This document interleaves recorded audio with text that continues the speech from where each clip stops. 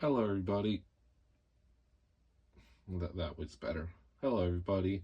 Hello, the YouTube. And today, well, have I got a treat for you because we are going 2 for 2. Okay.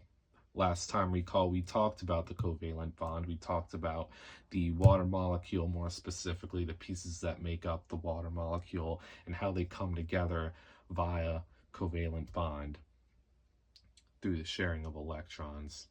Don't want to leave that part out. That's the most important part. This time we're doing something a little different. We're going to talk about the electron transfer between atoms, okay?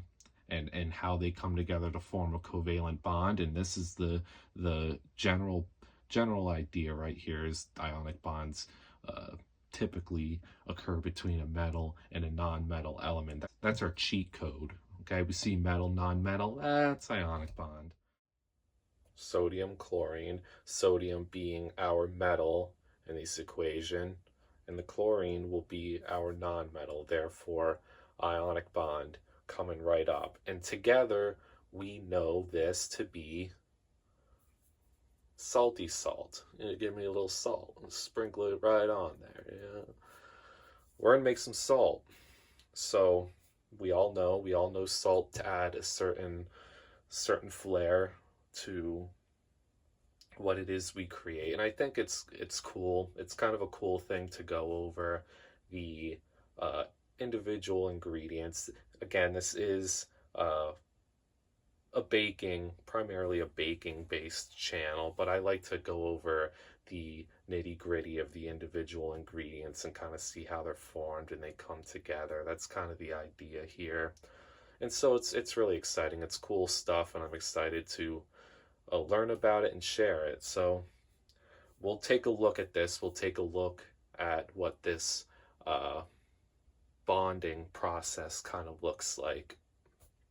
All right, everybody. So these are my makeshift atoms. Makeshift atoms. We have our sodium. We have the chlorine. Now, what do we do to create the ionic bond? Well, let's take a look at it. So you see, we have two very different predicaments here, but one that can resolve quite easily. So if we take a look at our sodium atom over here, we can see that the valence shell, the outermost shell, is pretty well bare, right? It has this one guy just floating around out in the wilderness all alone. You almost feel bad for the guy, but it's okay. He'll find some friends soon. This is in contrast to the chlorine atom over here, where the valence shell is pretty full, right? We have 2, 4, 6, 7 valence electrons out of a possible 8 to be exact. And so there's one seat left at the dance. Now you say, well, that creates the grounds for a match made in heaven, and you'd be right, because we talked about in an ionic bond, the electrons are transferred and not shared.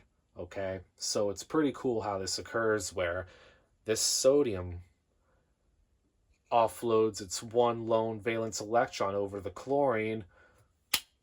Thank you, have a great day.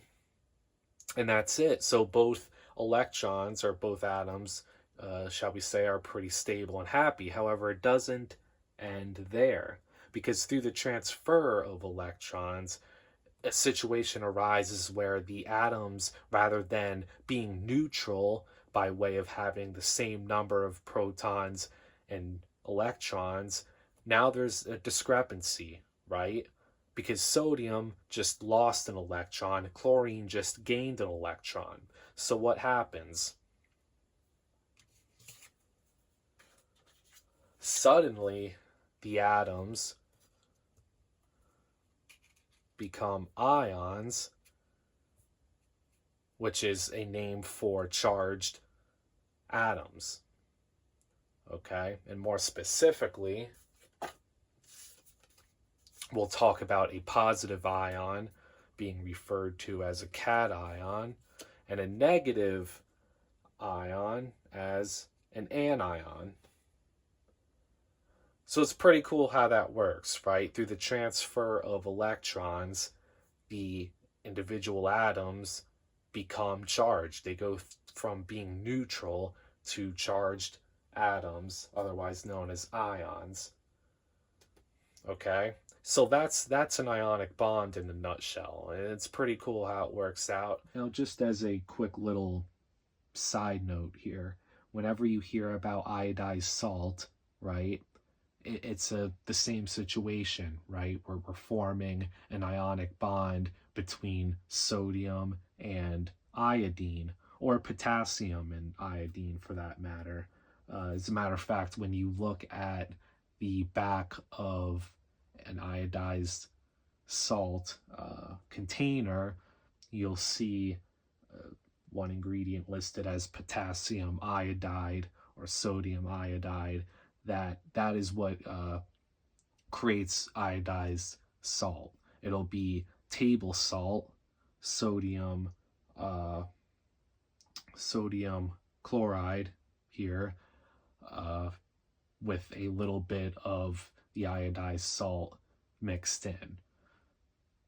But it's all ionic bonds, right? So that's kind of just a quick little side piece I wanted to throw in. Now, that was the end of the video today, and I had a lot of fun making it.